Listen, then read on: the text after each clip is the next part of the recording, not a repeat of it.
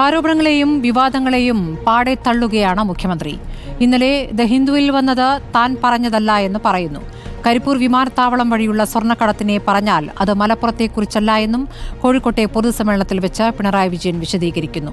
എന്നാൽ പ്രതിഷേധം ശക്തമാകുന്നതുവരെ എവിടെയായിരുന്നു മുഖ്യമന്ത്രി എന്നാണ് പ്രതിപക്ഷത്തിന്റെ ചോദ്യം.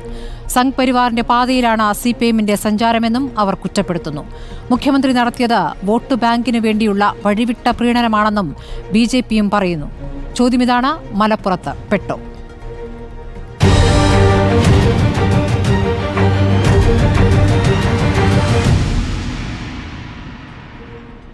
ചർച്ചയിൽ കോൺഗ്രസിൽ നിന്നും ജിൻഡോ ജോൺ, മുസ്ലിം ലീഗിൽ നിന്നും ഷാഫി ചാലിയം, ഇടത് നിരീക്ഷകൻ അഡ്വക്കേറ്റ് ബലദേവ്, രാഷ്ട്രീയ നിരീക്ഷകൻ ദാമോദർ പ്രസാദ് എന്നിവരാണ്. ഇവരിലേക്ക് വരുന്നതിന് മുമ്പ് ഞങ്ങളുടെ പൊളിറ്റിക്കൽ കറസ്പോണ്ടന്റ് R. ശ്രീജിത്തിലേക്ക് പോകുന്നു. ശ്രീജിത്ത്, ഇന്നിപ്പോൾ മുഖ്യമന്ത്രി ഈ വിവാദങ്ങളിൽ ഒരു പ്രസംഗത്തിലൂടെ മറുപടി നൽകിയിരിക്കുകയാണ്. PV അൻവർ ഉയർത്തിയ മലപ്പുറം വിവാദത്തിൽ ഇന്ന് മുഖ്യമന്ത്രിയുടെ വിശദീകരണം പൂർണ്ണമാണ് എന്ന ഈ ഘട്ടത്തിൽ വിലയിരുത്താമോ?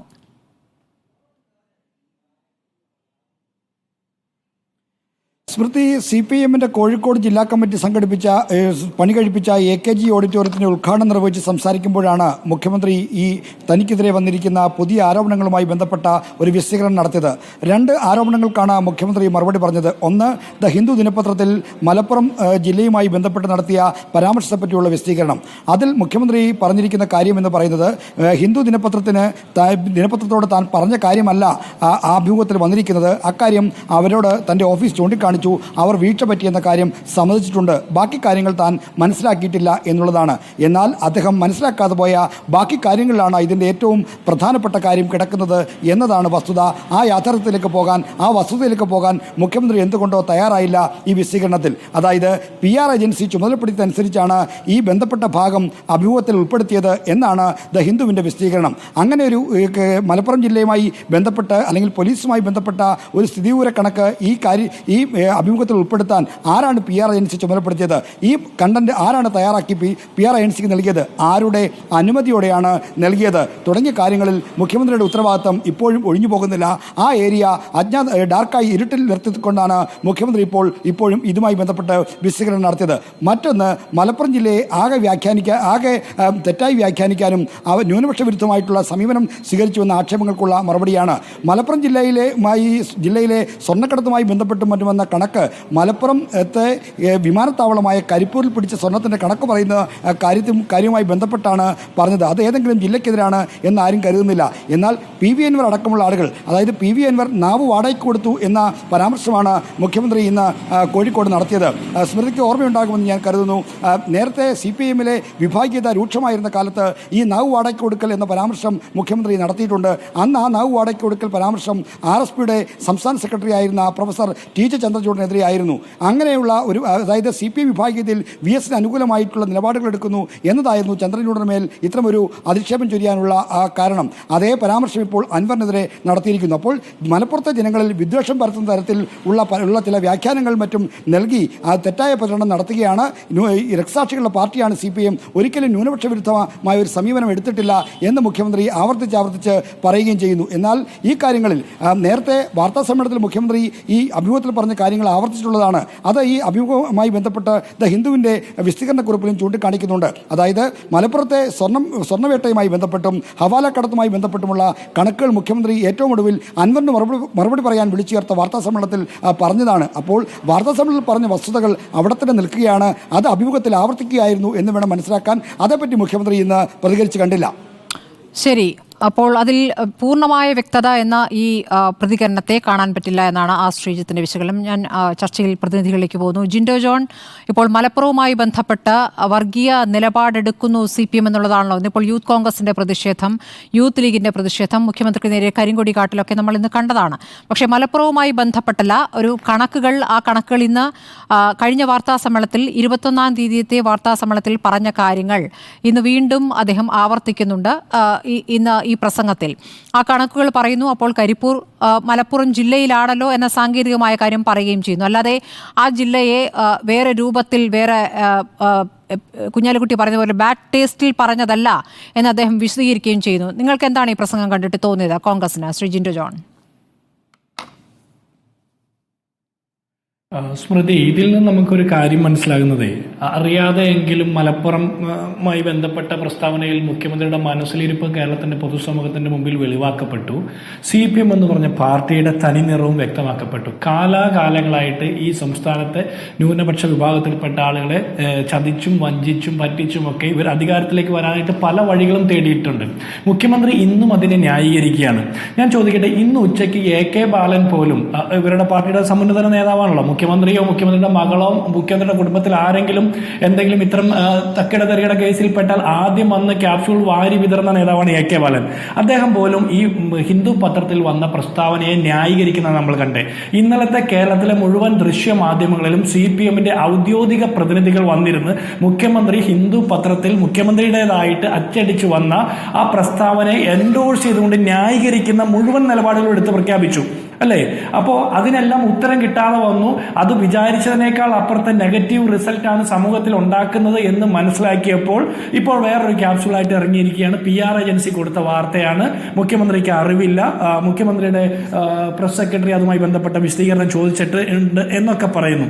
ഞാൻ പറയുന്നതേ, ഇങ്ങനെ ഒരു PR ഏജൻസിയെ കേരളത്തിന്റെ മുഖ്യമന്ത്രിക്ക് 12 ഉപദേശകരുണ്ട്, പ്രസ് സെക്രട്ടറി ഉണ്ട്, അതുകൂടാതെ പ്രസ് ഉപദേശകരുണ്ട്. ഇതെല്ലാം ഉൾപ്പെടെ 12 ഉപദേശകര് കേരളത്തിന്റെ പൊതുഖജനാവിൽ നിന്ന് ശമ്പളം കൊടുത്ത് നിയമിച്ചിട്ടുണ്ടെന്നാണ് നമ്മുടെയൊക്കെ അറിവ്. അങ്ങനെയുള്ളവരൊന്നും ഉപദേശിച്ചിട്ട് നന്നാകാത്ത ഈ മുഖ്യമന്ത്രിക്ക് ഇങ്ങനെ ഒരു PR ഏജൻസിയെ തരപ്പെടുത്തി കൊടുത്തത് CPM എന്ന് പറഞ്ഞ പാർട്ടി അറിഞ്ഞിട്ടാണോ? ഈ PR ഏജൻസിയാണോ കേരളത്തിലെ സർക്കാരിന്റെയും മുഖ്യമന്ത്രി പിണറായി വിജയന്റെയും CPMന്റെയും ഈ നയപരിപാടികൾ തീരുമാനിക്കുന്നത്? ഇവരുടെ ദൈനംദിന രാഷ്ട്രീയ പ്രവർത്തനങ്ങളെ തീരുമാനിച്ച് നടപ്പാക്കി പ്രസ്താവന നടപ്പാക്കാനായിട്ട് ചാർജ് കൊടുത്തിരിക്കുന്ന ഈ PR ഏജൻസിക്കാണോ? അങ്ങനെയെങ്കിൽ സംഘപരിവാറിന്റെ കുഴലൂത്തുകാരായിട്ടുള്ള ഈ PR ഏജൻസിയെ CPM ചുമക്കുന്നതിൽ നിന്ന് നമുക്ക് കാര്യങ്ങൾ വ്യക്തമാണ്. ഇനി ഇത്തരം ചക്കളത്തി പോരാട്ടം കൊണ്ട് ഈ വിഷയം ഇവിടെ അവസാനിക്കുന്നില്ല. ഹിന്ദു പത്രത്തിനാണ് മുഖ്യമന്ത്രി വാർത്ത കൊടുത്തിരിക്കുന്നത്, പ്രസ്താവന കൊടുത്തിരിക്കുന്നത്. കേരളത്തിലെ ഏതെങ്കിലും മലയാള പത്രത്തിനാണ് കൊടുത്തിരുന്നെങ്കിൽ പിന്നെയും ഇതിന്റെ റീച്ച് കുറയുമായിരുന്നു. ഇന്ത്യ മുഴുവൻ വായിക്കുന്ന ഒരു പത്രത്തിൽ വാർത്ത കൊടുക്കുന്നു. ഉത്തരേന്ത്യയിലെ സംഘപരിവാർ നേതാക്കന്മാരും സംഘപരിവാറിന്റെ സൈബർ വിങ്ങിലുള്ള ആളുകളും എല്ലാം ഇതെടുത്ത് പരമാവധി ഉപയോഗിക്കുന്നുണ്ട്. എന്തിന്? കേരളത്തിലെ BJPയുടെ സംസ്ഥാന പ്രസിഡന്റ് സുരേന്ദ്രൻ വരെ പറയുന്നു ഇന്നലെ മുഖ്യമന്ത്രി പറഞ്ഞതാണ് ശരി, ഇന്ന് പറയുന്നത് മറ്റു പലരുടെയും ഭീഷണിക്ക് വഴങ്ങിക്കൊണ്ട് മാറ്റി പറഞ്ഞതാണെന്ന്. അപ്പൊ BJP ഓൾറെഡി അതെടുത്ത് ഉപയോഗിച്ചു. കേരളത്തിന്റെ ഗവർണർ ഇതുമായി ബന്ധപ്പെട്ട റിപ്പോർട്ട് ചോദിച്ചിരിക്കുന്നു. ഞാൻ മനസ്സിലാക്കുന്നത് 10,000 പോലീസിന്റെ അകമ്പടിയാണ് കേരളത്തിൽ മുഖ്യമന്ത്രി യാത്ര ചെയ്യുന്നത്. ഒരു സാധാരണപ്പെട്ട ആളെ ആരെങ്കിലും മുഖ്യമന്ത്രിയെ കാണാൻ ചെന്നാൽ ആട്ടി ഓടിക്കും, അല്ലെ? മാധ്യമ പ്രവർത്തകർ ചെന്നാൽ കടക്ക് പുറത്തെന്ന് പറയും, സാധാരണ മനുഷ്യരെ മാറി നിൽക്കുമെന്ന് പറയും. പിന്നീടും ചെല്ലുന്ന ആളുകളോട് P ശശിയാണ് ഇടപെടുന്നതെന്നാണ് ഇപ്പൊ നമ്മൾ കേൾക്കുന്നത്. അങ്ങനെയുള്ള മുഖ്യമന്ത്രിയുടെ തൊട്ടടുത്തിരുന്നു കൊണ്ട് മുഖ്യമന്ത്രിയുടെ പ്രസ് റിലീസ് എന്നുള്ള രീതിയിൽ ഇത്തരം പ്രസ്താവനകൾ എഴുതി കൊടുക്കാൻ ഈ PR ഏജൻസിക്ക് എങ്ങനെ സാധിച്ചു? അതിന്റെ അർത്ഥം സംഘപരിവാറാണ് കേരളത്തിലെ മുഖ്യമന്ത്രിയെ നയിക്കുന്നത് എന്നുള്ള കാര്യത്തിൽ തർക്കവും വേണ്ട. ഇനി ഈ പ്രസ് സെക്രട്ടറി ഇതുമായി ബന്ധപ്പെട്ട വിശദീകരണം ചോദിച്ചെന്നല്ലേ പറയാ. 1.5 ദിവസം കഴിഞ്ഞു സ്മൃതി, 1.5 ദിവസക്കാലം ഇത് പരമാവധി ഓടി. പാർട്ടിയുടെ മുഴുവൻ സൈബർ സഖാക്കന്മാരും ഇതിട്ട് മെഴുകി. പാർട്ടിയുടെ ന്യായീകരണ തൊഴിലാളികൾ മുഴുവൻ ചാനലുകൾ വന്നിരുന്ന് ന്യായീകരിച്ചു. AK ബാലനെ പോലുള്ള സഖാക്കന്മാരൊക്കെ ഇത് ന്യായീകരിച്ചു. എന്നിട്ട് അതിനുശേഷം പ്രസ് സെക്രട്ടറി ഇതുമായി ബന്ധപ്പെട്ട പത്രത്തോട് ഒരു വിശദീകരണം ചോദിച്ചു എന്ന് പറഞ്ഞാൽ ഇത് വിശ്വസിക്കാൻ എല്ലാവരും CPMലെ അന്തം കമ്മികളാണെന്നുള്ള ധാരണ ഇവർക്കുണ്ടാകാൻ പാടില്ല. ഒരു കാര്യം ഉറപ്പാണ്, ഒന്നുകിൽ കേരളത്തിന്റെ മുഖ്യമന്ത്രി പിണറായി വിജയൻ തന്നെ നേരിട്ട് കൊടുത്തിട്ടുള്ള അദ്ദേഹത്തിന്റെ അഭിപ്രായമാണ്. കാരണം ഇപ്പോഴും അദ്ദേഹം അതിന് 100% തള്ളി പറഞ്ഞിട്ടില്ല. അദ്ദേഹത്തിന്റെ സ്വന്തം അഭിപ്രായമാണ് വന്നത്. അല്ലെങ്കിൽ അദ്ദേഹത്തിന് യാതൊരു പ്രജ്ഞയുമില്ലാത്ത, വിവേചന ശേഷിയില്ലാത്ത, വിശകലന ശേഷിയില്ലാത്ത ഒരു മുഖ്യമന്ത്രിയാണ്. അങ്ങനെ ഒരാൾ ഈ സ്ഥാനത്തിരിക്കാൻ അർഹനല്ല, യോഗ്യനല്ല. അദ്ദേഹം രാജിവെച്ച് പോകണം. ഇനി ഒരു കാര്യം കൂടി ചോദിക്കട്ടെ, ഇവിടെ ഈ PR ഏജൻസിയുടെ റോൾ എന്താ? ഇവിടെ PRD എന്ന് പറഞ്ഞൊരു വകുപ്പ് തന്നെ കേരള സർക്കാരുണ്ട്. 100 1000-ഓളം ഉദ്യോഗസ്ഥരെ ശമ്പളം പറ്റിക്കൊണ്ട് ജോലി ചെയ്യുന്നുണ്ട്. ഇത്തരം ഉദ്യോഗസ്ഥർക്ക് എന്താണ് ജോലി? ഇതൊരു നശീകരണ മാധ്യമ പ്രവർത്തനമാണെന്ന് എന്തുകൊണ്ടാണ് കേരളത്തിന്റെ മുഖ്യമന്ത്രി പറയാത്തത്? ഇന്നലെ വരെ ന്യായീകരിച്ചവർ ആരും ഇന്ന് വന്നിട്ട് ഇത് തെറ്റ് പറ്റിപ്പോയി എന്ന് പറയുന്നില്ലല്ലോ. പണ്ട് ഇതുപോലെയാണ് VS അച്യുതാനന്ദൻ ഒരു പ്രസ്താവന പുറപ്പെടുവിച്ചത്. അതുപോലെ തന്നെയാണ് എളമരം കരീം ഇത്തരത്തിലുള്ള പ്രസ്താവന പുറപ്പെടുവിച്ചത്.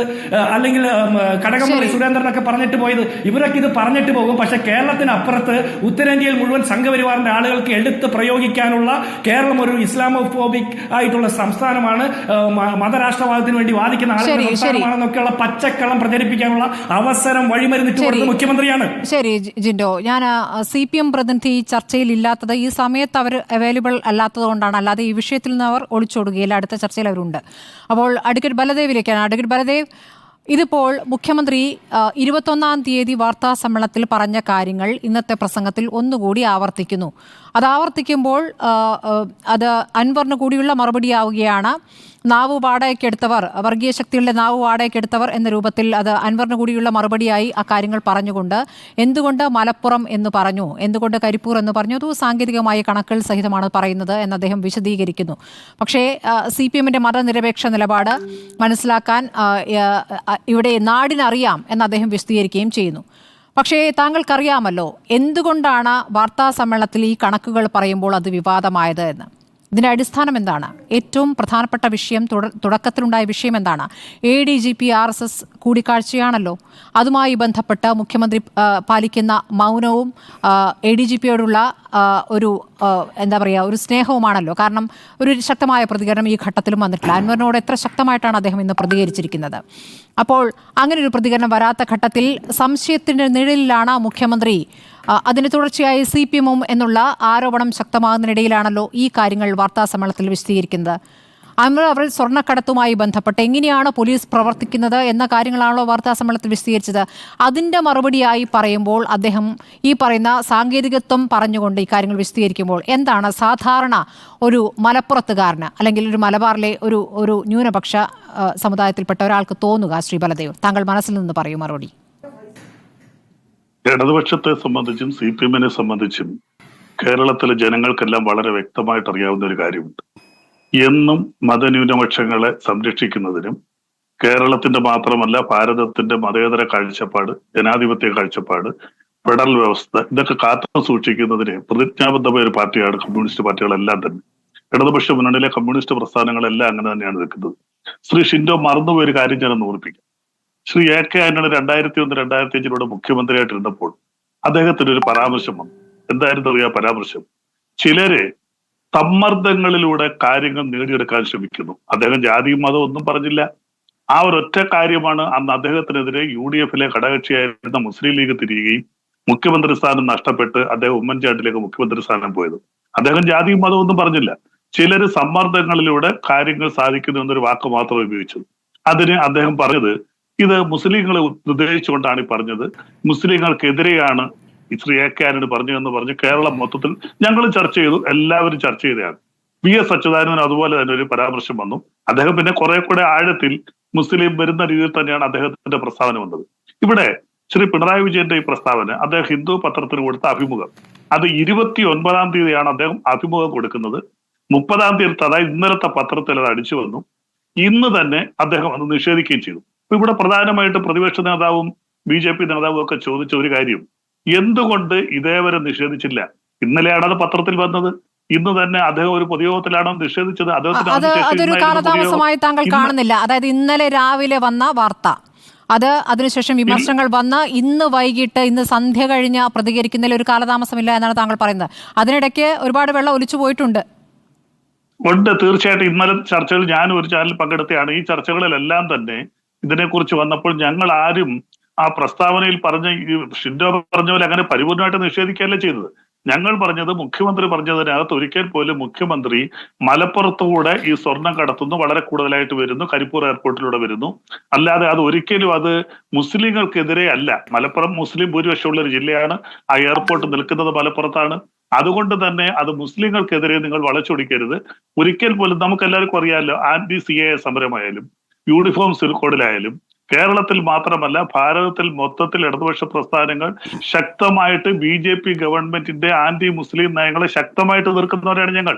കോൺഗ്രസ് പോലും അത്രയും ശക്തമായ സമരം ചെയ്തൊരു ചരിത്രം പോലും അവർക്കില്ല.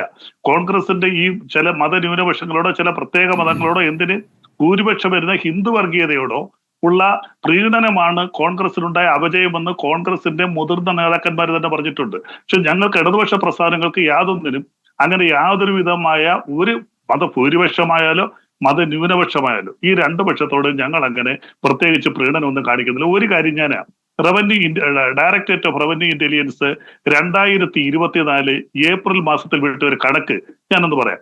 In the first quarter 2024 847.43 kilogram gold, 543.61 കോടി രൂപയുടെ 1282 കേസുകളിലായിട്ട് ഇന്ത്യയിൽ മൊത്തത്തിൽ പിടിച്ചു. 2023-24 ഫിസ്ക്കൽ ഇയറിൽ 3714 കിലോഗ്രാം ഗോൾഡാണ് പിടിച്ചത്. 5692 കേസ്. അതിൽ അവർ പറഞ്ഞിരിക്കുന്ന ഒരു കാര്യം എന്തെന്നറിയോ? മഹാരാഷ്ട്ര, കേരള, തമിഴ്നാട്, കേരളമുണ്ട്. ഒന്നാം സ്ഥാനത്ത് മഹാരാഷ്ട്രയാണ്. 60% സ്വർണവും കടത്തിക്കൊണ്ടുവരുന്നു. ഈ മഹാരാഷ്ട്ര ഭരിക്കുന്നത് നമുക്കറിയാം, ഇടതുപക്ഷമൊന്നുമല്ല ഭരിക്കുന്നത്, BJP നേതൃത്വമുള്ള ഗവൺമെന്റാണ് ഭരിക്കുന്നത്. അപ്പൊ ഇവിടെ ഏറ്റവും കൂടുതൽ സ്വർണം കടത്തുന്നു. അത് മാത്രമല്ല, ദുബായ് എയർപോർട്ട്, ബംഗ്ലാദേശ്, മ്യാൻമാർ എന്നീ 3 രാജ്യങ്ങളിൽ നിന്നാണ് ഇന്ത്യയിലേക്ക് ഏറ്റവും കൂടുതൽ സ്വർണം കടത്തുന്നത്. മറ്റൊരു കണക്കൂടെ അവർ വിട്ടു. ഇന്ത്യയിൽ ഗവൺമെന്റ് ഇറക്കുമതി ചെയ്യുന്നത് 800 ടൺ ആണെങ്കിൽ 1000 ടൺ സ്വർണം വരെ ഉപയോഗിക്കപ്പെടും. ഇങ്ങനത്തെ കണക്കുകളൊക്കെ ഒരുപാട് നിരത്താനുണ്ടാവും. ഒറ്റ കാര്യമേ ഉള്ളൂ, ഇതെന്താണ് ഉന്നയിക്കപ്പെട്ട വിഷയം? അവിടെ പോലീസ് ഏത് രൂപത്തിൽ പ്രവർത്തിക്കുന്നു, ഏത് രൂപത്തിൽ ആളുകളെ പ്രതി ചേർക്കുന്നു എന്നുള്ളതാണ് അൻവർ വാർത്താ സമ്മേളനത്തിൽ ആരോപണമായി ഉന്നയിച്ചത്, അല്ലേ? അതിനുശേഷമാണല്ലോ മുഖ്യമന്ത്രി ഈ കണക്കുകൾ നിരത്തുന്നത്. അപ്പോഴാണ് മലപ്പുറം ജില്ലയിൽ ഈ കണക്ക് എന്ന് പറയുന്നത്. അതായത് കരിപ്പൂർ വിമാനത്താവളത്തിന് പുറത്ത് പിടിക്കുമ്പോൾ കരിപ്പൂരിൽ നിന്നും കോഴിക്കോട്ടേക്ക് എത്ര കിലോമീറ്റർ ദൂരമുണ്ട് എന്നും മലപ്പുറത്തേക്ക് എത്ര ദൂരമുണ്ട് എന്നൊക്കെയാണ് അൻവർ വിശദീകരിക്കുന്നത്. അപ്പോൾ ഈ കരിപ്പൂർ വിമാനത്താവളത്തിന് പുറത്തുനിന്ന് പിടിക്കുന്നത് മലപ്പുറത്തെ കേസായി അവതരിപ്പിക്കുമ്പോൾ അതിന് മുന്നത്തെ കാര്യം കൂടി കൂട്ടിച്ചേർത്ത് വായിക്കണം. അങ്ങനെ അവതരിപ്പിക്കുമ്പോൾ അതിനൊരു ബാഡ് ടേസ്റ്റ് ഉണ്ട് എന്ന് ലീഗിനും തോന്നുന്നുണ്ട്, അൻവറിനും തോന്നുന്നുണ്ട്, അവിടുത്തെ ന്യൂനപക്ഷങ്ങൾക്ക് തോന്നുന്നുണ്ട് എന്ന് അൻവറിൻ്റെ സമ്മേളനത്തിലെത്തിയ അൻവർ പറയുന്നത് കേൾക്കാനെത്തിയ ആളുകളും പറയുന്നു. അവിടെയാണ് പ്രശ്നം. അത് വിശദീകരിക്കപ്പെടുന്നില്ല. ഇനി മുഖ്യമന്ത്രി ഇന്നിപ്പോൾ പറയുന്നത് എന്താ? ഹിന്ദുവിൽ ഞാൻ പറഞ്ഞതല്ല വന്നത്. ഹിന്ദുവിൽ ഞാൻ പറഞ്ഞതല്ല എന്ന് പറയുമ്പോൾ ആ ഇന്റർവ്യൂവിൽ പറഞ്ഞതല്ല വന്നത്. ഇന്റർവ്യൂവിൽ പറഞ്ഞ കാര്യങ്ങൾക്കൊപ്പം പറയാത്ത കാര്യം എന്ന് വെച്ചാൽ നേരത്തെ പറഞ്ഞത് 21-ാം തീയതി വാർത്താ സമ്മേളനത്തിൽ പറഞ്ഞ കാര്യം കൂടി കൂട്ടിച്ചേർക്കപ്പെടുന്നു. അപ്പോൾ അവിടെ ഒരു PR ഏജൻസിയുടെ ഇടപെടൽ, PR ഏജൻസി എന്തിനു വന്നു, PR ഏജൻസി എന്തിനാണ് ഹിന്ദുവിന് ഒരു അഭിമുഖം സംഘടിപ്പിച്ചു കൊടുക്കുന്നത് എന്നുള്ള ചോദ്യങ്ങളൊന്നും മുഖ്യമന്ത്രി പരിശോധിച്ചിട്ടില്ല ഇന്ന് പ്രസംഗിക്കുമ്പോൾ. ബാക്കി കാര്യങ്ങളൊക്കെ പരിശോധിച്ചു. ഇന്നിപ്പോൾ പരിശോധിക്കേണ്ട ഏറ്റവും പ്രധാനപ്പെട്ട വിഷയം അദ്ദേഹം പരിശോധിച്ചിട്ടേയില്ല. അപ്പോൾ ഇതിങ്ങനെയാണോ? എൻ്റെ ഒരു സമയം ഇങ്ങനെയാണോ? 2 ദിവസം കഴിഞ്ഞ് മറുപടി, അതാണോ എൻ്റെ ഒരു ലൈൻ? അല്ല, ഇതിനകത്ത് പ്രധാനപ്പെട്ട കാര്യം എന്ന് പറയുന്നത് മുഖ്യമന്ത്രി തന്നെ ഇത് വ്യക്തമാക്കി, ഞാൻ അങ്ങനെ പറഞ്ഞിട്ടില്ല. അപ്പോൾ യഥാർത്ഥത്തിൽ അത് അവിടെ അവസാനിക്കേണ്ടതാണ്. ഇല്ല, കഴിഞ്ഞില്ല. 21-ാം തീയതി പറഞ്ഞ കാര്യങ്ങളാണെന്നേ, അതും അദ്ദേഹം പറയുന്നുണ്ട്. ഞാൻ മുമ്പ് വാർത്താ സമ്മേളനത്തിൽ പറഞ്ഞ കാര്യങ്ങളാണ്. അല്ല, അദ്ദേഹം ഈ പണം ഇങ്ങനെ ഹവാല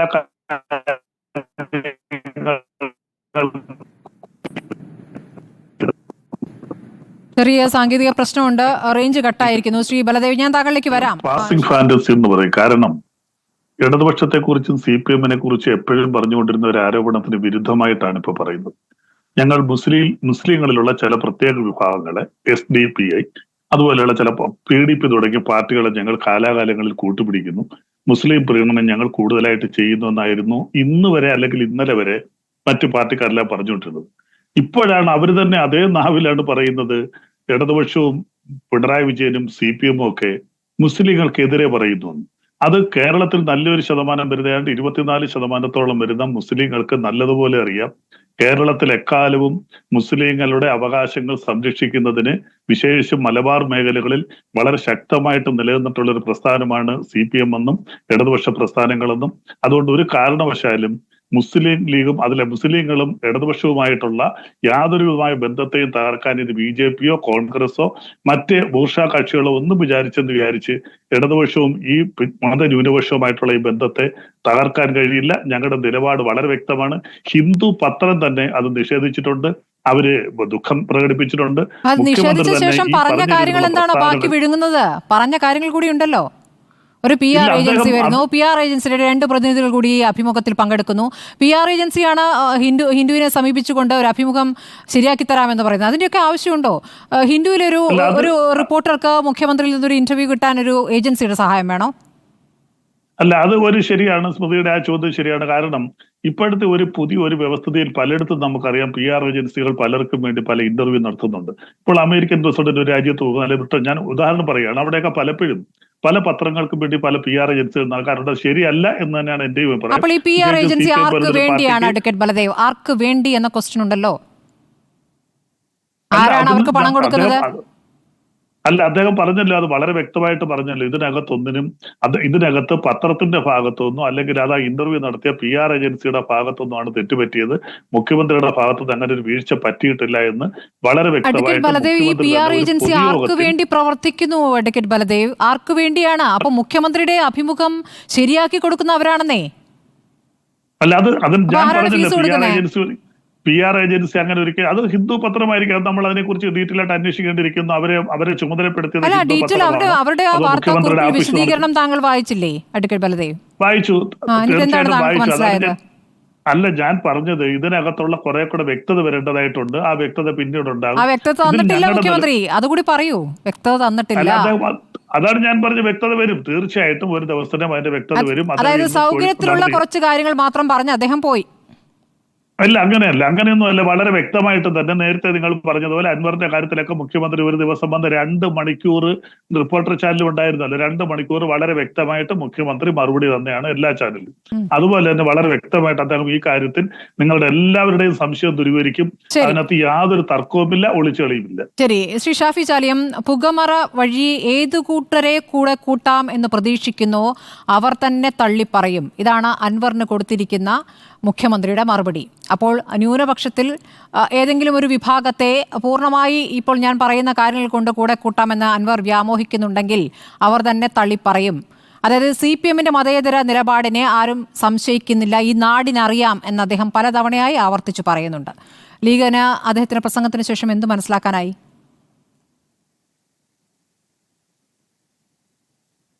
അല്ല, വിഷയം കൂടുതൽ സങ്കീർണമാവുകയാണ് ചെയ്തത്.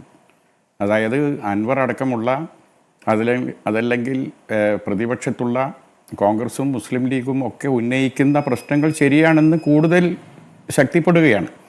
കാരണം ഇദ്ദേഹം പോലും അറിയാതെ ഇദ്ദേഹത്തിൻ്റെ പേരിൽ ഇത്തരത്തിൽ അനേകം ധ്രുവീകരണത്തിന് സാധ്യതയുള്ള കാര്യങ്ങൾ മുഖ്യമന്ത്രിയുടെ പേര് വരികയാണ്, രാജ്യമാകെ പ്രചരിപ്പിക്കപ്പെടുകയാണ്. അപ്പോൾ എന്നോട് മാപ്പ് പറഞ്ഞു. ആരോട് മാപ്പ് പറഞ്ഞു? ആ ഹിന്ദു അപ്പോളജി പറയുന്നതിന് മുമ്പ് പറഞ്ഞ കാര്യങ്ങളുണ്ട്. ഞങ്ങളെ സമീപിച്ചത് ആരാണ്? ഈ PR ഈ കൈസൻ എന്ന ഈ ഏജൻസിയാണ് മുഖ്യമന്ത്രി. സാധാരണ ഒരു പത്രം ഒരു മുഖ്യമന്ത്രിയിൽ നിന്ന് അഭിമുഖം കിട്ടാൻ അങ്ങോട്ടാണ് സമീപിക്കുക. ഇത് പത്രത്തിന് അങ്ങോട്ട് സമീപിക്കുന്നു. ഹിന്ദു പത്രത്തിൽ ഒരു അഭിമുഖം വന്നു കാണാൻ ഞങ്ങളുടെ മുഖ്യമന്ത്രി ആഗ്രഹിക്കുന്നു എന്ന് പറഞ്ഞ് അങ്ങോട്ടേക്ക് ചോദിക്കുകയാണ്. അത് പ്രകാരം ഹിന്ദു തയ്യാറാണെന്ന് പറയുന്നു, സമയം പറയൂ. അങ്ങനെയാണ് സമയം പറയുന്നത്.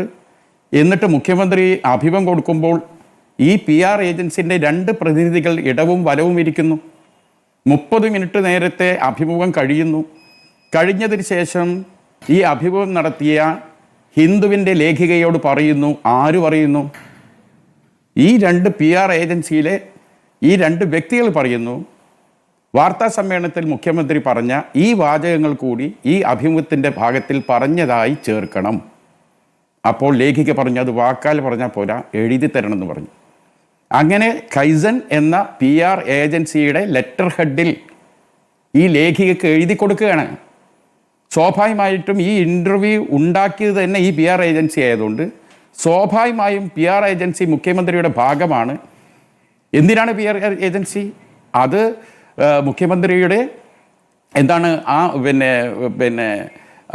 ഇമേജ് മേക്ക് ഓവറിന് വേണ്ടി, ഇമേജ് ബിൽഡപ്പിന് വേണ്ടിയാണ് സർക്കാർ ഖജനാവിൽ നിന്ന് ലക്ഷങ്ങൾ ചെലവഴിച്ച് ഈ PR ഏജൻസിയെ വെച്ചത്. മുമ്പ് 2006 ബറാക്ക് ഒബാമയ്ക്ക് വേണ്ടി അവിടുത്തെ ബറാക്ക് ഒബാമയുടെ പാർട്ടി അപ്കോ എന്ന ഒരു PR ഏജൻസി നിയമിച്ചിരുന്നു. 2008 അതേ ഏജൻസിയെയാണ് മോദി നിയമിച്ചത്. അതിനെതിരെ ദേശാഭിമാനി വലിയ ലേഖനം വന്നാണ് ഈ PR ഏജൻസി സംസ്കാരം ഇന്ത്യയിലേക്ക് വരുന്നു. ഇവിടെ ഇപ്പം അച്യുതാനന്ദന് PR ഏജൻസി ഉണ്ടോ? ഇല്ല. കേരളത്തിലെ ഒരു കമ്മ്യൂണിസ്റ്റുകാരും ഇതൊക്കെ ഒരു സാമ്രാജ്യത്തെ എലമെൻ്റായി കണ്ടവരാണ്. ഇവിടെ എന്ത് സംഭവിക്കുന്നു? ഇങ്ങനെ ഏജൻസിയെ വെക്കുന്നു. അപ്പോൾ ഈ ഏജൻസി എഴുതി കൊടുക്കുന്നു, അവിടെയാണ് പ്രശ്നം. പക്ഷേ ഹിന്ദു എന്ന പത്രത്തിൻ്റെ ഒരു ക്രെഡിബിലിറ്റി നോക്കണം. അവർ പറയുന്നു ഈ PR ഏജൻസി മുഖ്യമന്ത്രിക്ക് വേണ്ടിയാണെങ്കിലും ആ PR ഏജൻസി പറഞ്ഞ സാധനം എഴുതി തന്നാൽ പോലും കൊടുക്കുന്നത് മാധ്യമധർമ്മത്തിനെതിരാണെന്ന് ഞങ്ങൾ മനസ്സിലാക്കുന്നു. അതുകൊണ്ട് ഞങ്ങൾ അപ്പോളജി പറഞ്ഞു. അപ്പോഴും എവിടെയാണ് കള്ളം നിൽക്കുന്നത്? കള്ളം നിൽക്കുന്നത് വളരെ കൃത്യമാണ്. ആരാണിത് ഇവരെ നിയമിച്ചത്? എന്തുകൊണ്ട് മുഖ്യമന്ത്രി ഈ കോഴിക്കോട്ട് നിന്ന് പൊട്ടിത്തെറിക്കല്ലേ വേണ്ടത്? മുഖ്യമന്ത്രിയുടെ പേരിൽ അപകടം നിറഞ്ഞ ഈ സാധനം പ്രചരിപ്പിച്ച ആ കൈസൻ എന്ന ആ PR ഏജൻസിക്കെതിരെ ശക്തമായ നിയമ നടപടി എടുക്കണം. തൊട്ടടുത്ത് ഇടവും വലവും ഇരുന്ന ആ 2 തൂക്കി കൊണ്ടുപോയി ജയിലിലിടണം. അത് പറയാതെ ഇവിടെ കിടന്നിട്ട് ഹിന്ദു പത്രം എന്നോട് മാപ്പ് പറഞ്ഞിരുന്നു. അത് എന്ത് മറുപടിയാണ്? മാത്രമല്ല, ഇന്നലെ അഡ്വക്കേറ്റ് അനിൽകുമാർ അടക്കമുള്ള എല്ലാ ആളുകളും ഇപ്പോൾ ജിൻഡോ പറഞ്ഞതുപോലെ ഈ ബാലനൊക്കെ അങ്ങനെ പറഞ്ഞാൽ എന്താ തെറ്റ്? ന്യായീകരിച്ച് മറിയരുന്നു എന്നല്ല എല്ലാവരും. പിന്നെ നമ്മുടെ ബലദേവ് ഇവിടെ ഒരു കാര്യം പറഞ്ഞു, ഞങ്ങളെ ലീഗിനെ ചുറ്റിപ്പറ്റിയും കൊണ്ട് AK ആൻ്റണിയുടെ പ്രസ്താവന. ഇത് കുറേ കാലമായി തരാതരം പോലെ ഇങ്ങനെ ഇടയ്ക്കിടയ്ക്ക് പുട്ടിന് തേങ്ങയിടണ പോലെ ഞങ്ങളെങ്ങനെ കോറിപ്പോവാണ്. എന്താ ആൻ്റണി പറഞ്ഞതിൻ്റെ പശ്ചാത്തലം? അത് ഒരു മിനിറ്റ് പറയാൻ തന്നെ സമ്മതിക്കണം. ആൻ്റണി ഡൽഹിയിൽ നിന്ന് വിമാനത്തിൽ വന്നിറങ്ങുന്നു. അദ്ദേഹത്തിൻ്റെ ശരീരഭാഷ വളരെ പ്രകോപനം നിറഞ്ഞായിരുന്നു. അദ്ദേഹത്തെ മുഴുവൻ പത്രക്കാർ സമീപിക്കുന്നു. ആ സമീപിക്കുന്നത് എന്താണെന്നറിയോ? ആ ദിവസത്തിൻ്റെ പ്രത്യേകത എന്താ അറിയോ? ആ ദിവസം സുപ്രീം കോടതിയിൽ നിന്ന് പ്രമാദമായ ഒരു വിധി വന്ന ദിവസമാണ്. എന്താണ് വിധി? ആർക്ക് അനുകൂലമായിട്ടാണ് വിധി? പുഷ്പഗിരി കോളേജുമായി ബന്ധപ്പെട്ട കേസിൽ കേരള സർക്കാരിനെതിരെ പുഷ്പഗിരി കോളേജിന് അനുകൂലമായി വന്ന ഒരു വിധിയാണ്. എന്താണ് പുഷ്പഗിരി കോളേജ് പോയത് സർക്കാരിനെതിരെ? സർക്കാർ എന്താണ് ഇവിടെ ഒരു സർക്കാർ കോളേജ് സമം 2 സ്വാശ്രയ കോളേജുകൾ. സർക്കാർ സ്വന്തമായിട്ട് കോളേജ് ഉണ്ടാക്കാൻ കഴിയില്ല. അപ്പോൾ അതുകൊണ്ട് സ്വാശ്രയ കോളേജ് അനുവദിക്കാം, പക്ഷേ പകുതി സീറ്റ് ആർക്ക് തരണം? സർക്കാരിന് തരണം. പകുതി നിങ്ങൾ കൊടുത്തു. ഈ കണ്ടീഷന് മേൽ ഒരുപാട് സ്വാശ്രയ കോളേജുകൾ ഇവിടെ അനുവദിക്കുകയാണ്. അങ്ങനെ ആ സ്വാശ്രയ കോളേജ് കിട്ടിക്കഴിഞ്ഞപ്പോൾ അവിടെ നിയമന അഡ്മിഷൻ ടൈം ഒത്തുമ്പോൾ എന്ത് ചെയ്യാണ്? ന്യൂനപക്ഷ സ്റ്റാറ്റസ് ഉപയോഗിച്ചുകൊണ്ട് ഇത്ര സീറ്റ് സർക്കാരിന് കൊടുക്കാൻ സാധിക്കില്ലെന്ന് പറഞ്ഞ് കോടതിയിൽ പോവുക. സ്വാഭാവികമായിട്ടും മൈനോറിറ്റി റൈറ്റ് വെച്ചിട്ട് കോടതിയിൽ പോയി ഓർഡർ വാങ്ങാം. ഇങ്ങനെ ഒരു ഓർഡർ കിട്ടിയതിൽ ഭയങ്കര പ്രയാസം സംഘടിപ്പിച്ചിട്ട് പ്രയാസത്തിൽ ആൻ്റണി എന്ന് പറഞ്ഞത് ഈ ന്യൂനപക്ഷം എന്ന് പറഞ്ഞ് ഇവിടെ എന്തോ നേടുന്നു എന്നൊരു പ്രതീതി അപ്പുറത്തുണ്ട്. ഇത് ആർക്കെതിരെയാണ്? ആരാണ് ഇതിൻ്റെ പശ്ചാത്തലത്തിൽ? സ്വാഭാവികമായും ഇത് CPM ആണ്, ഇത് മുസ്ലിങ്ങൾക്കെതിരാണ്, ഇത് ലീഗിനെതിരെയുള്ള കൊട്ടാണെന്ന് പറഞ്ഞ് ആദ്യ രംഗത്ത് വരുന്നത് നിങ്ങളാണ്. കത്തിക്കുന്നത് ഓരോ കാര്യം കത്തിക്കുന്നതും നിങ്ങളാണ് കേരളത്തിൽ. ഞാൻ ചോദിക്കട്ടെ, ഈ കഴിഞ്ഞ ഗവൺമെൻറ് എന്താ നിങ്ങൾ പറഞ്ഞത്? ഇതാ കുഞ്ഞാലിക്കുട്ടി വന്നിരിക്കുന്നു, ഇദ്ദേഹം മുഖ്യമന്ത്രി ആകാനുള്ള വരവാണ്. അതുപോലെ തന്നെ ഹസൻ, അമീർ, അതേപോലെ തന്നെ എന്താണ് കുഞ്ഞാലിക്കുട്ടി മുസ്ലിങ്ങൾ ഈ നാട് ഭരിക്കാൻ പോവുകയാണ്. ആരോടാ പറയുന്നത്? പരോക്ഷമായി പറയാണ് ക്രിസ്ത്യൻ കമ്മ്യൂണിറ്റിയോടും ഹിന്ദു കമ്മ്യൂണിറ്റിയോടും. ഇതാ ഇവന്മാരിതാ നാട് ഭരിക്കാൻ പോവുകയാണെന്ന് പറഞ്ഞാൽ ഇതിലും വലിയ ഒരു വർഗീയ പ്രചരണം ഈ രാജ്യത്ത് BJP പോലും നടത്തിയിട്ടുണ്ടോ? അതിന് ഫലമല്ലേ ഞങ്ങൾക്ക് പ്രതിപക്ഷത്തിൽ ഇരിക്കേണ്ടി വന്നത്? ആ പ്രചരണത്തിനെ കവർ ചെയ്യാൻ പോലും ഞങ്ങൾക്ക് സാധിച്ചില്ല. ഈ ഷാജൻ സ്കറിയ വിഷയം എന്തായിരുന്നു? വിഷയം ക്രിസ്ത്യൻ മുസ്ലിങ്ങളെ തമ്മിൽ വിഭജിക്കുക. ഞാൻ ഷാജൻ സ്കറിയ എന്ന വ്യക്തി നടത്തിയ വർക്കിൻ്റെ ഗുണഫലം കിട്ടിയത് ആരൊക്കെയാണ്? CPM-നാണ്. UDF-ന്റെ ഏറ്റവും വലിയ ശക്തി എന്ന് പറഞ്ഞാൽ ഈ മതന്യൂനപക്ഷങ്ങളാണ്. ക്രിസ്ത്യാനികളും മുസ്ലിങ്ങളും അടങ്ങുന്നവരാണ്. അവർക്കിടയിൽ ഭിന്നത വന്നാൽ ഈ നാട്ടിൽ തുടർഭരണം കിട്ടുമെന്ന് കൃത്യമായി ആർക്കറിയാം? പിണറായി വിജയനറിയാം. അതുകൊണ്ടാണ് ഈ ഷാജൻ സ്കറിയെ പോലെ ആളുകൾ ഈ വിഷം തീറ്റുമ്പോൾ ഒരു കേസ് പോലും ഇക്കാലം അത്രയും എടുക്കാത്തത്. കാരണം ഇതിൻ്റെ ഗുണഫലം അനുഭവിക്കുന്നത് ഇവരാണ്. അപ്പം ഇവിടെ ഏറ്റവും വലിയ വിഷയം പിന്നെ ഈ മതം, വർഗീയത. ഇപ്പം പാലോളി മുഹമ്മദ് കുട്ടി അടക്കമുള്ള ഒരുപാട് നേതാക്കൾ ഒരുമിച്ച് വന്നിരുന്ന് ആ മോഹൻദാസിനെ മാറ്റി നിർത്തി ഒരു പത്രസമ്മേളനം നടത്തി. എന്തായാലും പറഞ്ഞ അൻവറിനെ SDPI, ജമാഅത്തെ ഇസ്ലാമി തുടങ്ങി ആക്ഷേപം ചെയ്തു. ആരെങ്കിലും വിശ്വസിക്കുന്നത്? അതും വിശ്വസിക്കില്ല. അൻവർ മോഹൻദാസിനെ പോലുള്ള CPM-ന്റെ വന്ധ്യവയോധികനായ ഒരു വ്യക്തിക്കെതിരെ വർഗീയവാദി, നിസ്കരിക്കുന്നതിനെതിരെ. ഇത് രണ്ടും നമ്മൾ വിശ്വസിക്കാൻ പാടില്ല. ഇതിനിടയിൽ ഈ മതം കൊണ്ടുവരുന്നത് 2 കൂട്ടരുടെയും ഹിഡൻ താല്പര്യമാണ്. ഇവിടെ ഉയർന്ന വലിയ പൊളിറ്റിക്കൽ ഇഷ്യൂസ് ഉണ്ട്. അതിനോട് മറുപടി പറയാൻ ഇവർക്ക് ആർക്കും സാധിക്കുന്നില്ല. ഒറ്റ ചോദ്യത്തിനും മറുപടി ഇവിടെ കിട്ടിയിട്ടില്ല. ഏതെങ്കിലും ഒരു ഇടത് സഹയാത്രികനോ അല്ലെങ്കിൽ ഇടത് ഒറിജിനൽ ഡിബേറ്റർമാരോ വന്ന ഏതെങ്കിലും ഒരു ചോദ്യത്തിന് മറുപടി വന്നോ? എത്രയോ ചോദ്യങ്ങൾ ഇവിടെ ചോദിച്ചിട്ട് പോയല്ലോ. ഒരു ചോദ്യത്തിന് ഉത്തരം ഈ പാർട്ടി ഏതാണെന്ന് അറിയാമോ? ഈ പാർട്ടിയിലെ രക്തസാക്ഷികളെ എണ്ണം തനിക്കറിയോ? ഇത് മറുപടിയാ? ഒറ്റ ചോദ്യം. എയർപോർട്ടിന് പുറത്ത് വെച്ച് പിടിക്കുന്ന വിദേശ യാത്രികരിൽ നിന്ന് പിടിച്ചെടുക്കുന്ന സ്വർണം പിടിച്ചെടുത്താൽ കസ്റ്റംസിന് കൈമാറണം. എന്തുകൊണ്ട് കൈമാറുന്നില്ല? ഇതിനൊരു ഉത്തരങ്ങൾ ആരെ തരുമോ? അങ്ങനെ യാത്രികരിൽ നിന്ന് പിടിക്കുന്ന വിദേശത്ത് നിന്ന് വരുന്ന ഒരാളെ പിടിച്ചു കഴിഞ്ഞാൽ 102 CRPC പ്രകാരം കേസെടുക്കുന്നു. കളവ് മുതൽ ഇവരെവിടുന്ന് കട്ടു? കട്ടത് വിദേശ ആകാശത്ത് നിന്നാണ് വരുന്നത്. ആകാശത്ത് നിന്ന് ഈ വിമാനം ഇറങ്ങുന്നതിന് ഉപ്പിട്ട് ഇന്ത്യയിൽ ഒരു കളവ് നടത്താൻ കഴിയുമോ? വിദേശത്ത് നിന്ന് കട്ടുണ്ടെങ്കിൽ അത് അന്വേഷിക്കാൻ വിദേശ പോലീസ് ഉണ്ട്. ഇവിടെ വന്ന് കട്ടു, കളവ് കേസെടുക്കും. എന്തുകൊണ്ട് എടുത്തു? ഇവർക്ക് എന്താ മറുപടി പറയാനുള്ളത്?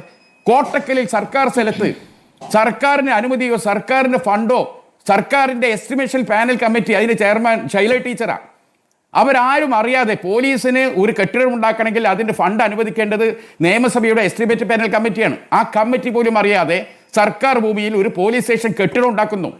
കെട്ടിടം ഉണ്ടാക്കേണ്ടത് PWD ആണ്.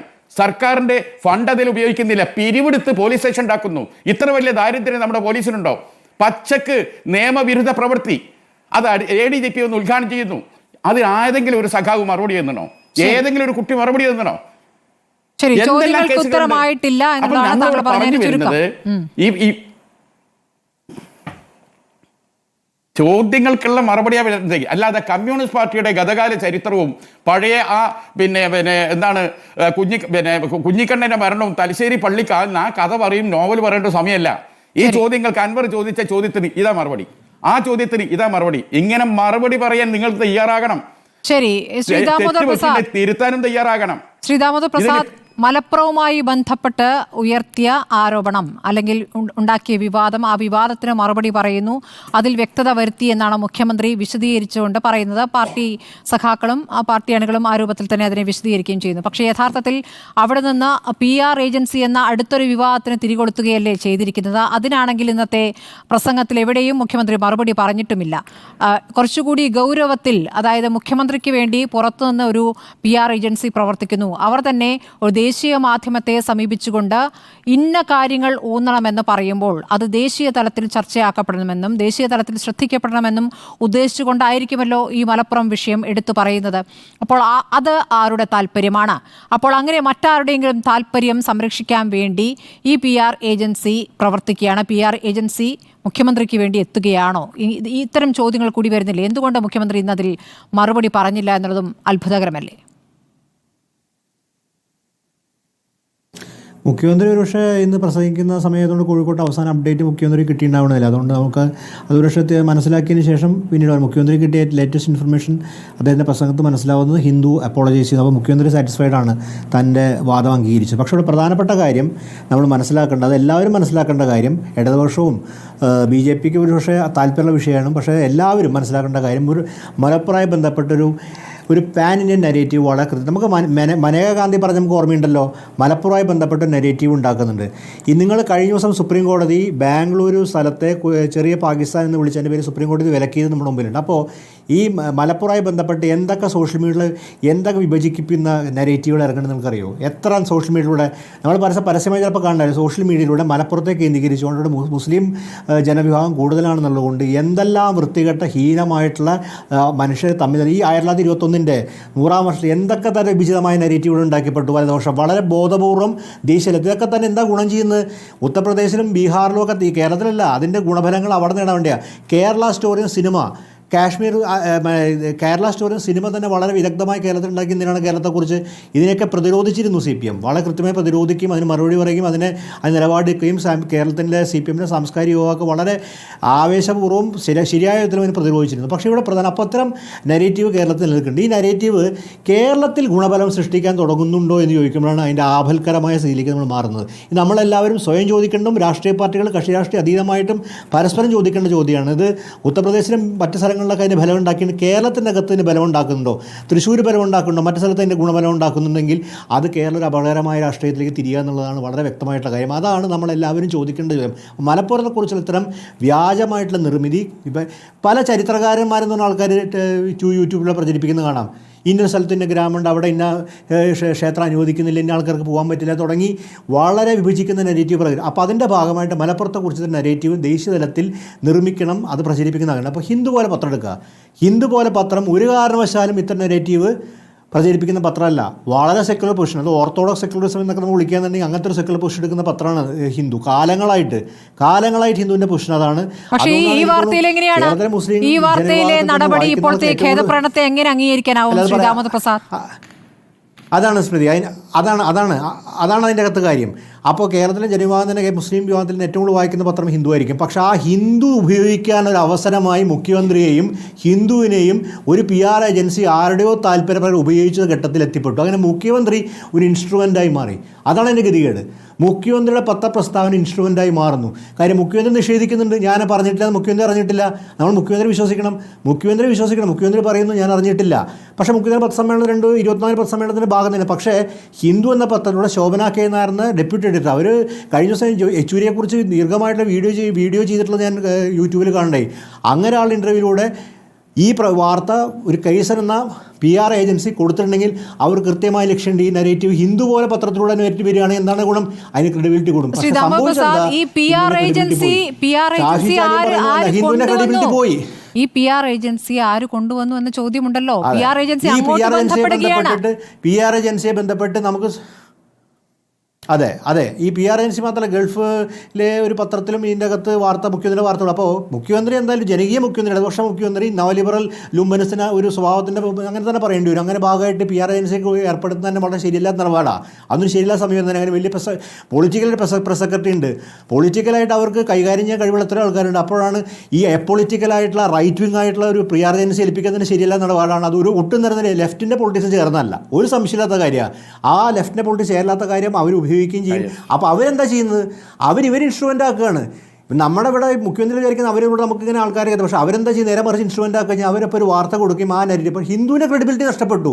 ഈ ശോഭനാക്കെ നേരത്തെ ഡെപ്യൂട്ടി റിപ്പോർട്ട് ചെയ്യുമ്പോൾ ആലോചിക്കണം. ഇങ്ങനെ സാധനം ഒരു PR ഏജൻസി തന്നെ സാധനം കൂളായിട്ട് എടുത്ത് കൊടുക്കേണ്ട അപ്പോളജി പറഞ്ഞ് തീരുന്ന കാര്യമാണോ? ഒരു ജനവിഭാഗത്തെ, ഒരു പ്രദേശത്തെ മുഴുവൻ അപമാനിച്ചിട്ട് ഒരു അപ്പോളജിയിൽ തീരും? ഒരു അപ്പോളജി തീരുന്ന കാര്യമാണോ? അപ്പോളജിയിൽ നിൽക്കാത്ത കാര്യമാണ്. അത് ഹിന്ദുവിന്റെ കാര്യം ഇല്ല. മുഖ്യമന്ത്രി ഒരു അഭിമുഖം കൊടുത്തു കഴിഞ്ഞാൽ ആ പ്രസ് സെക്രട്ടറി ഒന്നും അറിയാതെ അതിലെ ഒരു ഭാഗം ഈ PR ഏജൻസി, ഇപ്പോൾ മുഖ്യമന്ത്രിയുടെ ഓഫീസ് തന്നെ നിയോഗിച്ചാണെങ്കിൽ ആ PR ഏജൻസി അത് ചെയ്യുമ്പോൾ മുഖ്യമന്ത്രിയുടെ ഓഫീസ് അത് അറിയില്ല എന്നാണോ? അതാണ്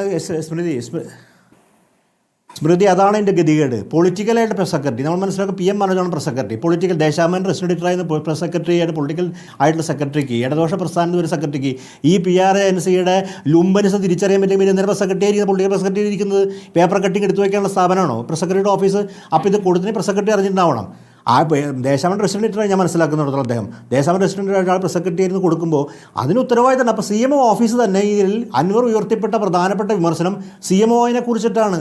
CMOൻ്റെ അകത്ത് നടക്കുന്ന അരാഷ്ട്രീയമായിട്ടുള്ള ലെഫ്റ്റ് അല്ലാത്ത വിധത്തിലുള്ള പൊളിറ്റിക്സിനെ കുറിച്ചാണ് ഉന്നയിക്കുന്നത്. ഇതിനെക്കുറിച്ച് മാർക്സിസ്റ്റ് പാർട്ടിക്കാണെങ്കിൽ ഒരു ധാരണയില്ല.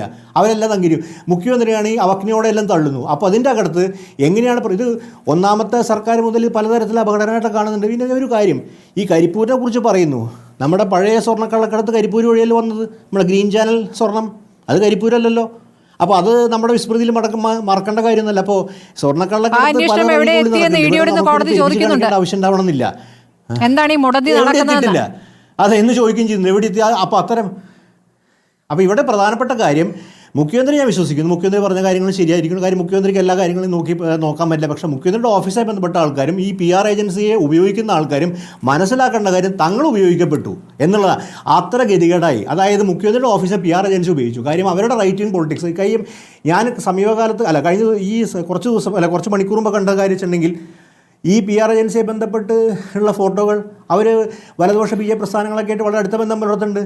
ആ ബന്ധം പുലർത്തുന്നതിൻ്റെ ഭാഗമായിട്ടുള്ള ആൾക്കാർ. അപ്പോൾ നമുക്കറിയില്ല അപ്പോൾ ഈ PR ഏജൻസി സെലക്ഷൻ തന്നെ എങ്ങനെ നടന്നത്, എങ്ങനെയാണ് PR ഏജൻസിയിലേക്ക് ഇൻറ്റഗ്രേറ്റ് ചെയ്യപ്പെട്ടത് നമ്മൾ ആലോചിക്കേണ്ട കാര്യമാണ്. ഇടതുപക്ഷ CMOയിലേക്ക് എങ്ങനെ PR ഏജൻസി ഇൻറ്റഗ്രേറ്റ് ചെയ്യപ്പെട്ടു? ആ PR ഏജൻസി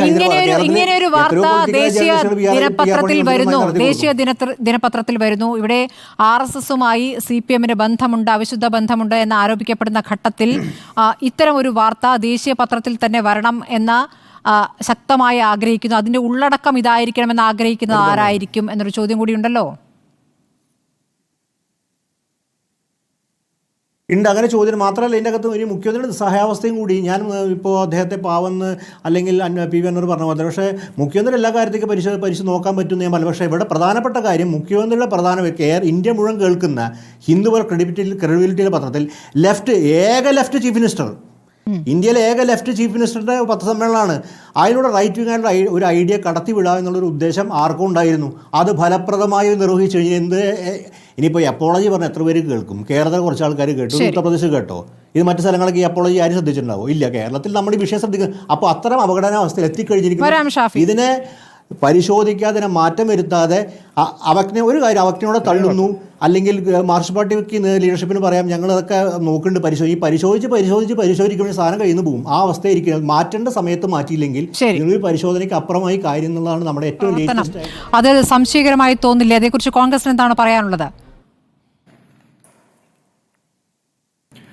സ്മൃതി, ഇതിലൊരു കാര്യം പറയാനുള്ളത്, 2020 മെയ് മാസം 19 കേരളത്തിന്റെ മുഖ്യമന്ത്രി പിണറായി വിജയൻ ഒരു പത്രസമ്മേളനം വിളിച്ചിരുന്നു. അന്ന് അദ്ദേഹം എനിക്ക് PR ഏജൻസി ഒന്നുമില്ല, എന്നെ നിങ്ങൾക്കറിയാൻ പാടില്ലേ, ഞാൻ കുറെ കാലമായില്ലേ കൈലൂത്ത് തുടങ്ങിയിട്ട് എന്നൊക്കെ പറഞ്ഞ് വലിയ ഗിരിപ്രഭാഷണം നടത്തിയിട്ട് പോയ ആളാണ്. ഇന്ന് അദ്ദേഹം പറയുകയാണ് അദ്ദേഹത്തിന്റെ PR ഏജൻസിയാണ് ഈ പണി മുഴുവൻ കാണിച്ചത്, അദ്ദേഹത്തിന് യാതൊരു ബന്ധവുമില്ലെന്നും.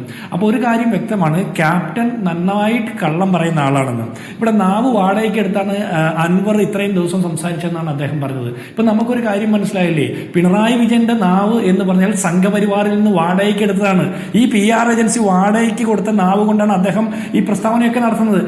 RSS ഏജൻസിയാണ്, PR ഏജൻസി അല്ല. അദ്ദേഹം ഈ RSS ഏജൻസിയെ ഉപയോഗിച്ചുകൊണ്ട് കേരളത്തിലെ മതന്യൂനപക്ഷങ്ങളെ വർഗീയ ചാപ്പ കുത്താൻ ശ്രമിക്കുമ്പോൾ അത് ഏറ്റുപാടിയ CPM-ന്റെ താഴെത്തട്ട് മുതൽ സംസ്ഥാന കമ്മിറ്റി വരെയുള്ള മുഴുവൻ നേതാക്കന്മാരും മറുപടി പറയണം. ഇന്ന് ഉച്ചവരെ പറഞ്ഞിട്ടുള്ള മുഴുവൻ ആക്ഷേപങ്ങളിലും നിരുപാധികം മാപ്പ് പറഞ്ഞ് മറുപടി പറയാൻ ഇവർ തയ്യാറാകണ്ടേ? ഈ PR ഏജൻസി നിരുത്തരവാദപരമായിട്ടുള്ള ഈ പ്രസ്താവന കൊടുത്തു എന്ന് പറയുന്ന PR ഏജൻസിക്കെതിരെ കേസെടുക്കാൻ കാരണഭൂതന് കരുത്തുണ്ടോ? അത് മറുപടി പറയണ്ടേ? ഈ പാർട്ടി ഉത്തരവാദിത്തം പറയണ്ടേ? ഇവിടെ ബലദേവ് പറഞ്ഞത് എന്താ, ഇന്നലെ വാർത്ത വന്നു ഇന്ന് തിരുത്തിയെന്ന്. അങ്ങനെയല്ല, ഇന്നലെ രാവിലെ വന്ന വാർത്ത ഈ നിമിഷം വരെ അവർ കാണാതെ ഇന്ന് ഉച്ചയ്ക്ക് ശേഷം അവർ അത് കണ്ടെത്തി തിരുത്തി എന്ന് പറയുമ്പോൾ 1.5 ദിവസം അത് ഇന്ത്യയിലെമ്പാടും ഓടി. നോർത്ത് ഇന്ത്യൻ സംസ്ഥാനങ്ങളിൽ മുഴുവൻ അത് ഓടുന്നുണ്ട്. നിങ്ങളുടെ ഈ തിരുത്ത് എന്ന് പറയുന്ന ഒറ്റക്കോളം വാർത്ത ഇനി കേരളത്തിലോ ഇന്ത്യയിലോ വേറെ എങ്ങും പിന്നീട് സംസാരിക്കില്ല. BJP-യുടെ സംസ്ഥാന പ്രസിഡന്റ്, കേരളത്തിലെ സംസ്ഥാന പ്രസിഡന്റ് അടക്കം അത് എൻഡോഴ്സ് ചെയ്തുകൊണ്ട് പോകുന്ന കണ്ടില്ലേ? അപ്പൊ ഇനി നോർത്ത് ഇന്ത്യയിൽ വരുന്ന ഇതിനെല്ലാം മറുപടി നിങ്ങൾ കൊടുക്കോ? പണ്ട് VS അച്യുതാനന്ദൻ പറഞ്ഞിട്ടുണ്ട്, ഇവിടെ ലവ് ജിഹാദിന് സമാനമായിട്ടുള്ള സാഹചര്യം ഉണ്ടെന്നുള്ള നിരുത്തരവാദമായ പ്രസ്താവന, ഇസ്ലാമിക രാഷ്ട്ര നിർമ്മാണം നടക്കുന്നു എന്നുള്ള നിരുത്തരവാദ പ്രസ്താവനയൊക്കെ BJP-യും സംഘപരിവാറും വലിയ രീതിയിൽ കൊട്ടിഘോഷിച്ച് നടപ്പാക്കിയപ്പോ നിങ്ങൾക്ക് തിരുത്താൻ പറ്റിയോ? സംഘപരിവാറുകാരന്റെ വായൊക്കെ കെട്ടിയടക്കാൻ നിങ്ങൾക്ക് പറ്റുമോ? പറ്റില്ല. അതിന് ഉത്തരവാദിത്തത്തിൽ നിന്ന് ഒഴിഞ്ഞു മാറിക്കൊണ്ട് പിണറായി വിജയൻ മറുപടി പറയാതെ മാറിക്കളഞ്ഞിട്ട് കാര്യമില്ല. ബേസിക്കായിട്ടുള്ള ക്വസ്റ്റ്യൻസിന് മറുപടി പറയാതെ